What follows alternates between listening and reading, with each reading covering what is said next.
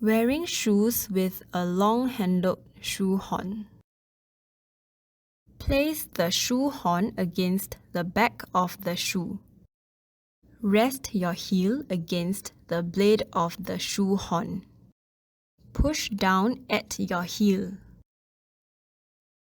Remove the shoehorn.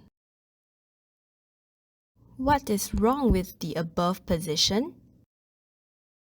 The body is bent at more than 90 degrees and the foot on the side of the operated hip is twisted. Removing shoes with a long-handled reacher. Straighten out your knee. Bend your foot backwards.